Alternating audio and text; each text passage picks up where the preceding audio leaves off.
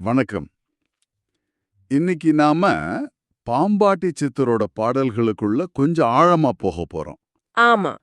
குறிப்பா அவர் பரம்பொருளை எப்படி வாழ்த்தி பாடுறாருன்னு பார்க்கலாம். நம்ம கிட்ட அவரோட பரம்பொருள் வாழ்த்து பாடல்கள் இருக்கு. அதுக்கான விளக்க உரைகளும் இருக்கு. கூடவே சிவவாக்கியர், தாயுமானார், திருமூலர் மாதிரி மத்த சித்தர்களோட பாடல்களையும் கொஞ்சம் ஒப்பிட்டு பார்க்கறதுக்கு வசதியா இருக்கும். நம்ம நோக்கம் என்னன்னா, இந்த பாடல்கள் வழியா பரம்பொருள்னா என்னன்னு பாம்பாட்டி சித்தர்னு நினைக்கிறாரு. ம். அது எப்படி நாம உணர முடியும்னு அவர் சொல்றார். இத தெளிவா புரிஞ்சுக்கணும். நிச்சயமா. அவரோட பார்வை நமக்கு ஒரு புது கோலத்தை காட்டலாம். அப்புறம் அந்த ஆடு பாம்பேன்னு அவர் கூப்பிடுறது இருக்கே, அது ரொம்ப வித்தியாசமா இருக்கு. ஆமா. அது பின்னால என்ன இருக்குன்னு யோசிக்கணும். சரி, இப்ப நாம முதல் விஷயத்துக்கு வருவோமா? வரலாம். பரம்பொருள் எங்கும் நிறைஞ்சிருக்கு அப்படிங்கறத சித்தர் எப்படி சொல்றாரு? இது நிறைய பேர் சொல்றதுதான். ஆனா இவர் அணுகுமுறை எப்படின்னு பாப்போம் 2வது பாடல்ல. சொல்லுங்க.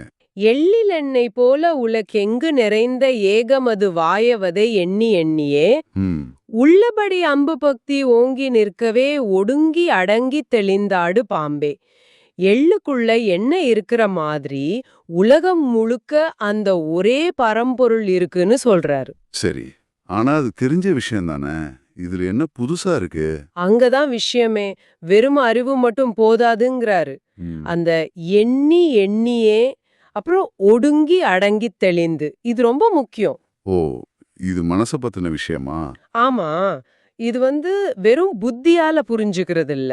மனச ஒருமுகப்படுத்தணும், அதோட அலைச்சல அடக்கணும், உள்ளுக்குள்ள போய் தெளியணும். இது ஒரு அனுபவம். அப்போ வெறும் தகவலா இல்லாம ஒரு பயிற்சி மாதிரி சொல்றாரா? அதேதான்.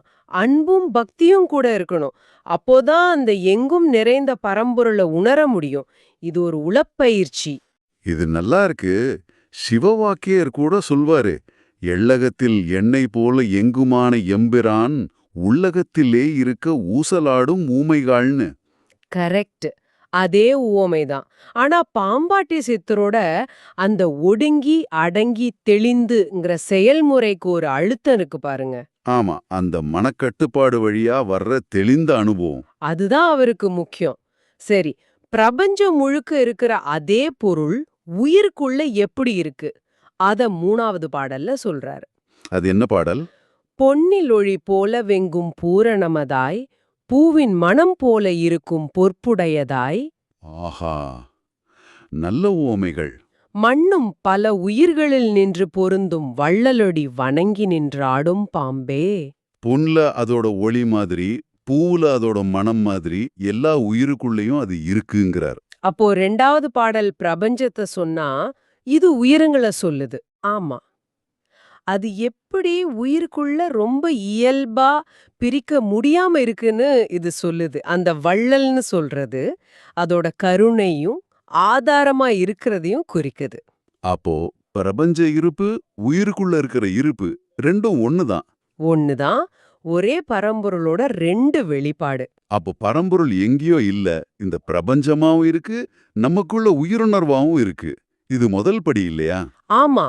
இந்த எளிய உவமைகள் எள் எண்ணெய், பொன் ஒளி, பூ மணம் எவ்வளவு ஆழமான விஷயத்தை எவ்வளவு சுலபமா சொல்லுது பாருங்க. உண்மைதான். சரி, இந்த எங்கும் நிறைந்த தன்மையிலிருந்து அடுத்த கேள்வி வருது. இந்த பரம்பொருள் எப்படி இந்த படைப்போட சம்பந்தப்படுது? ம், அது படைச்சதா இல்ல படைப்பாவே இருக்கா? இது நம்மளோட 2வது கருப்பொருள். இதுக்கு பாடல்லயே ஒரு குறிப்பு இருக்கு. அந்த அண்டபிண்டம் தந்தவங்கள் ஆதிதேவனை வரியா? அதேதான். அகலாமல் லேன் நினைத்து அன்புடன் பணிந்து என் திசையும் புகழ்ந்திட ஏத்தி ஏத்தியே ஏக மனமாக நாடியாடு பாம்பே. இதுல அண்டம்னா பிரபஞ்சம், பிண்டம்னா உயிர்கள். ஆமா. இது எல்லாம் தந்த ஆதிதேவன விடாம அகலாமல் அன்புடனும் பணிவுடனும் நினைக்கணும். முக்கியமா ஏக மனமாக சிதறாத மனசோட அவரை தேடணும். சரி, இது படைப்பின் மூலத்தை வணங்குறது. ஆனா 4வது பாடல் இதை விட இன்னும் ஆழமா போகுது. ஆமா. அது கொஞ்சம் சிக்கலான மாதிரி தெரியும். சொல்லுங்க அந்த வரிய. எவ்வுயிரும் எவ்வுலகும் ஈன்று நிறைந்து இருந்து திருவிளையாட்ட இதியும் பின்னர் அவ்வுயிரும் அவ்வுலகும் ஆகியும் நின்ற ஆனந்த வெள்ளங்கண்ட ஆடுபாம்பே. இதுல ஈன்று நிறைந்து திருவிளையாடல் கடைசியில அதுவாகவே ஆகிறது. என்ன அர்த்தம்? இது பரம்பொருளோட முழு இயக்கத்தையும் சொல்ற மாதிரி. முதல்ல எல்லாத்தையும் படைக்குது, ஈன்று. சரி. அப்புறம் அதுக்குள்ளேயே அது கலந்து நிக்குது, நிறைந்து. ம். அதுக்கப்புறம் இந்த பிரபஞ்சத்துல ஒரு திருவிளையாடல் பண்ணுது. இத ஒரு நோக்கத்தோட செயல்றத விட ஒரு லீல, ஒரு ஆனந்த வெளிப்பாடுன்னு சொல்லலாம். பிரபஞ்சத்தோட இயங்குது. அதுக்கப்புறம் வர்றதுதான் ரொம்ப ஆச்சரியமா இருக்கு. அவ்வுயிரும் அவ்வுலகும் ஆகியும் நின்ற. ஆமா. படைச்சதோடு நிக்காம கடைசியில அந்த படைப்பாவே மாறி நிக்குது. படைச்சவன் படைப்புன்னு வித்தியாசம் இல்லாம எல்லாம் ஒன்னா கலந்த நிலை. ஓ, அப்படியா? இதுதான் சித்தர் ஒரு ஆனந்த வெள்ளம்னு சொல்றார். இது தர்க்க அறிவுக்கு அப்பாற்பட்ட ஒரு பேரானந்த அனுபவம். அந்த நிலையை கண்டு ஆடச் சொல்றார். இது அத்வைத சிந்தனை மாதிரி இருக்கே. எல்லாம் ஒண்ணு, அந்த ஒன்னே பல மாதிரி தெரியுது. கரெக்ட். படைப்புங்கிறது கடவுள்கிட்ட இருந்து தனியா வந்ததில்ல. அது அவரோட தொடர்ச்சியான வெளிப்பாடு. இல்லனா அவரே அந்த வெளிப்பாடா இருக்காருன்னு சொல்லலாம். ரொம்ப சரி. தாய்மானவரும் சொல்றார் இல்லையா? அங்கு இங்கு எனாதபடி எங்கும் பிரகாசமாய் ஆனந்த பூர்த்தியாகி. அதேதான். எங்கும் நிறைஞ்சு ஆனந்தமா இருக்கிறது அந்த பரம்பொருள் தான்.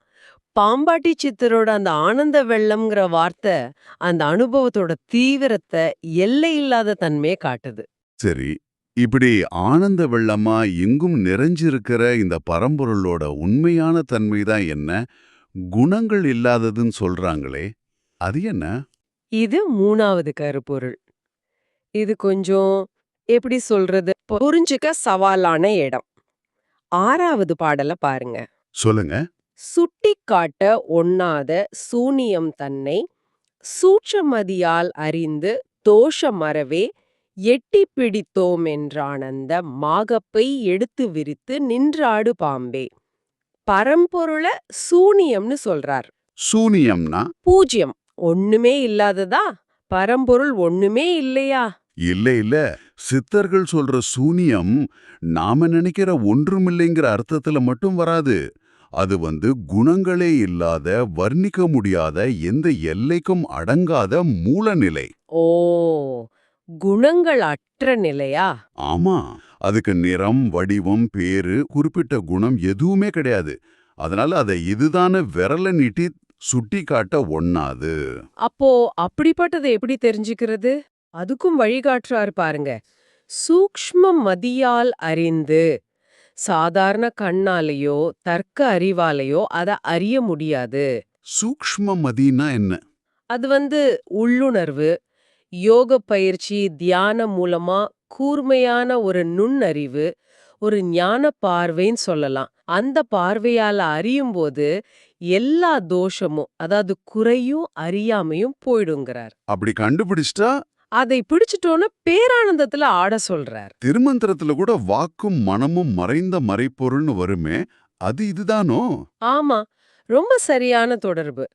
சொல்லுக்கும் மனசுக்கும் எட்டாத அந்த மூலப்பொருள் தான் அது. ஆனா இங்க ஒரு கேள்வி வருது. என்ன கேள்வி? அப்படி குணமே இல்லாத சூன்யம் எப்படி இத்தனை வடிவமா, உலகமா, உயிரா வெளிப்பட முடியும்? இது ஒரு முரண்பாடு மாதிரி தெரியலையா? ஆமா இல்ல. ஒண்ணுமில்லாதது எப்படி எல்லாம் ஆகும்? 7வது பாடல் இதுக்கு பதில் சொல்தா? கரெக்ட். பாருங்க.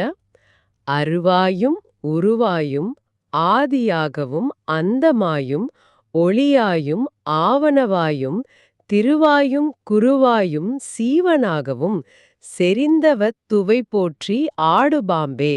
இதுல நிறைய சொல்றாரு. இதுதான் அந்த சூனியத்தோட சிறப்பு. அது குணமில்லாம இருந்தாலும் எல்லா சாத்தியத்தையும் உள்ள வச்சிருக்கு. அதுவே அருவமா, ஃபார்ம்லெஸ், கண்ணுக்கு தெரியாத நுண்மையா இருக்கு. ம். அதுவே உருவமா, ஃபார்ம், நாம பாக்குற பொருளாவும் வெளிப்படுது. அதுவே எல்லாத்துக்கும் ஆரம்பம், ஆதி. அதுவே எல்லாத்துக்கும் முடிவு, அந்தம். ஓ, அப்போ தொடக்கமும் முடிவும் அதுவே. அதுவே பிரபஞ்சத்தை இயக்குற ஒளி, உலகத்துல நடக்கிற எல்லா செயல்களும் ஆவணவாயும் அதுதான். உயிராயிருக்கிறதும் சீவனும் அதுதான். இதுல ரொம்ப முக்கியமா குருவாயும் இருக்குன்னு சொல்றது. இது ரொம்ப ஆழமா படுது. ஞானம் தர குருவும் அந்த பரம்பொருளோட வழிபாடா? நிச்சயமா, இது சித்தர் மரபுல ரொம்ப முக்கியமான கருத்து. தாயுமானார் கூட பெருவெளியாய் குருவருளால் காட்டிடவும் கலந்ததெந்த பொருள் அந்த பொருளினையாம் சிந்தச் செய்வாம்னு சொல்றாரு இல்லையா? ஆமாம். அந்த பரம்பொருளை நமக்கு காட்டுறவர் குரு. பாம்பாட்டி சித்தர் பார்வையில அந்த குரு வேற, பரம்பொருள் வேற இல்ல. அந்த குணமில்லாத சூனியமே கருணையால நமக்கு வழிகாட்ட குரு வடிவத்துல வருது. அப்போ இது முரண்பாடே இல்ல. பரம்பொருளோட எல்லையில்லாத தன்மை. அருமை. சரி, அப்ப இவ்வளவு விஷயங்கள் இருக்கு. எங்கும் நிறைந்த படைப்பாகவுமான குணமற்ற சூன்யமாகவும் அதே சமயம் எல்லா வடிவங்கள்லயும் குருவாகவும் வர்ற இந்த பரம்பொருளை நாம எப்படி அடையறது? இது நம்மளோட கடைசி 4வது கருப்பொருள். இதுக்கு சித்தல் என்ன வழி சொல்றார்? அவர் பல வழிகளை ஒன்னா சேர்க்க சொல்ற மாதிரி தெரியுது. முதல் பாடல்லையே முழுமையான அன்பு, அன்புடன் பணிந்து ஒருமுகப்பட்ட மனம், ஏக மனமாக வேணும்னு சொல்றாரு. பக்தி, தியானம் ரெண்டும் வேணும். ஆமா, 2வது பாடல்ல பரம்பொருளை விடாம எண்ணி எண்ணி மனச ஒடுங்கி அடங்கி தெளிந்து அறியணும்னாரு. இதுவும் மனக்கட்டுப்பாட்டையும் தியானத்தோட ஆழத்தையும் சொல்லுது. 5வது பாடல் இன்னும் நேரடியா சொல்லுதா? ஆமா, சோதிமயமான பரிசுத்த வத்துவை தொழுதொழு தரட்டி தொந்தொந்தோமெனவே நீதி தவறா வழியில் நின்று நிலையாய் நினைந்து நினைந்து உருகி ஆடு பாம்பே. இங்க சோதிமயமான பரிசுத்த வஸ்துன்னா சுய ஒளியோட தூய்மையா இருக்கிற அந்த பரம்பொருள். அதுல நீதி தவறாத வழியில் நின்றுன்னு வருதே, அதுக்கு என்ன அர்த்தம்? நீங்க உரைய வச்சு யோக நெறின்னு சொன்னீங்க. ஆமா, நீதி தவறாத வழினா பலன் தர்றதுல தப்பாத உறுதியான வழி, அதாவது யோக நெறி அப்படின்னு விளக்கங்கள் சொல்லுது. அந்த யோக வழியில உறுதியா நிக்கணும், நிலையாய். சரி, நின்னு என்ன பண்ணணும்? அந்த பரம்பொருளை நினைந்து நினைந்து உருகி தொழணுங்கிறார். இது சும்மா நினைக்கிறதில்ல, ஆழ்ந்த தியானத்துல மனம் கசிஞ்சு உருகி அதோட ஒன்னாயிடுற ஒரு தீவிரமான பக்தி நிலை. அந்த நினைந்து நினைந்து உருகிங்கிற வார்த்தைகள்ல ஒரு உணர்ச்சி இருக்கு, ஒரு அர்ப்பணிப்பு. நிச்சயமா, அந்த உருக்குங்கிறது அகங்காரம் கரையிறதுக்கு அடையாளம், பரம்பொருளோட ஒன்னாகிறது. அது மட்டும் இல்ல, 6வது பாடல்ல சூக்ஷ்மத்தை அறிய சூக்ஷ்ம மதி வேணும்னாரு இல்லையா? ஆமாம். அந்த சூக்ஷ்ம மதியும் யோக பயிற்சிகள், தியானம் மூலமா தான் வளரும். உரையாசிரியர் கூட யோக நெறி ஒண்ணுதான் ஆன்ம நெறியா இருந்து மனிதனை கடை தேற்றும்னு சொல்றார். திருமந்திரத்திலயும் ஞானத்தின் நன்னெறி யோக நன்னெறின்னு வருதுன்னு சொன்னீங்க. ஆமா, ஞானத்துக்கு நல்ல வழி யோகம்தான் அப்படின்னு திருமூலரும் சொல்றார்.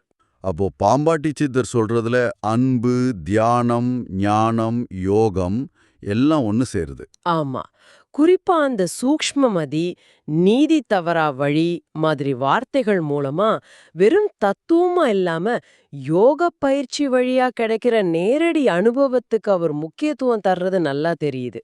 ஆக மொத்தம் இந்த பாடல்கள்ல பாம்பாட்டி சித்தர் பரம்பொருளை பத்தி ஒரு முழு சித்திரத்தை கொடுக்கிறார்.